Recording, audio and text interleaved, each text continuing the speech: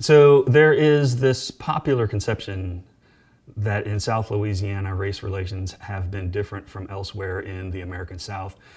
To some degree, that can be seen as true in things like the fact that when you're in South Louisiana, if you're thinking about times of high racial tension, there are certain institutions that provide a sort of bridge between the races, particularly, I would say, the Catholic Church. Whether you're a white person in the South of Louisiana or you're a black person in the South of Louisiana, up until the late 20th century, more than likely you are a Catholic. And so the Catholic Church has provided some both leadership, but also on the kind of grassroots level, some connections that allow whites and blacks to interact in a way that maybe you don't find elsewhere in the American South. There is also an idea that is fairly well circulated that because the Acadians experienced the loss of their homes, forced exile, scattering around the Atlantic, and then ultimately arriving in Louisiana, that they, because of that history, have some sort of deep-rooted connection with other peoples who have experienced those sorts of disruptions to their lives.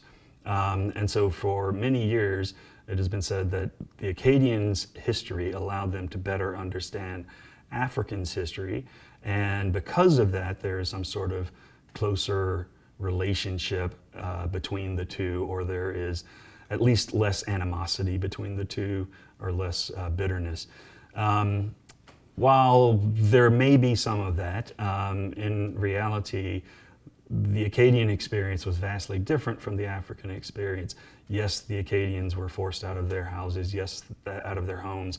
Yes, they sometimes did have their families disrupted and ultimately destroyed by being sent to different places around the Atlantic.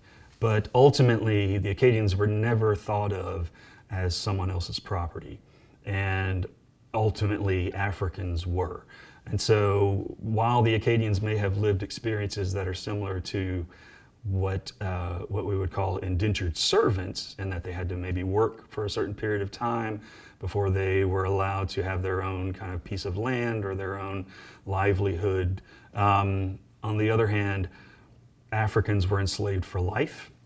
Enslavement was not just for the parents, but for the children, so it was generational. It was passed down through the mother. So any child that was born of a mother who was enslaved became a slave itself. And then, of course, you've got this whole question of legally, Africans are defined as a commodity. They are defined as property. They are defined as something that can be used for credit, something that can be used to pay off debts. The Acadians never encounter that sort of treatment. And then the other thing is, the Acadians, once they arrive in South Louisiana, it doesn't take long before they begin to acquire African and African American slaves themselves. Not all Acadians did, of course. There are variations, just like there are variations among all of the white population of the South. But in reality, the Acadians who are here early are interested in creating basically a sort of plantation economy if they can.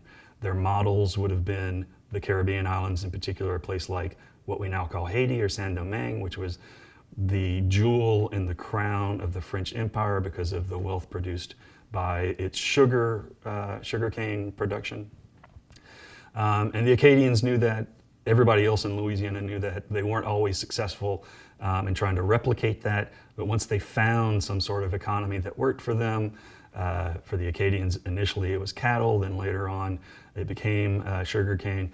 As soon as those things were figured out, then enslavement would have really kind of started to happen on a relatively large scale. So that by the second generation of Acadians in South Louisiana, you have very large plantations, you have very large groups of enslaved individuals living on those plantations. In some cases, in Lafayette, for instance, a person like Alexander Mouton, who was a second generation Acadian, actually a first generation native to Louisiana, but of Acadian descent. He had been governor of Louisiana. He was president of Louisiana Secession Convention. Very prominent individual in the state, in politics, very wealthy, owned thousands and thousands of acres, and owned well more than 100 slaves. And if you count his siblings and the rest of his family, they probably owned close to 1,000 slaves just in Lafayette Parish. So it doesn't take long, right? Just one full generation before some of the people whose ancestors came as Acadian exiles were fully engrossed in African slavery, or African American slavery. Now, that makes them very similar to what was happening elsewhere in Louisiana, in North Louisiana, elsewhere in the South. The kind of race relations that come out of that system are going to be race relations that are practically the same as they are elsewhere. And there are more and more studies that are being done right now on the Cajuns in the 20th century that are showing that they were just as, or could be, not all of them of course, but could be just as racist as other whites in the South. The Ku Klux Klan was very prominent in South Louisiana at certain times, even though it's an anti-Catholic organization. The backlash to segregation is just as strong, if not stronger, in South Louisiana than it is elsewhere in Louisiana. And so to say that there is this unique relationship between blacks and whites in the South of our state, I'm not sure it's true.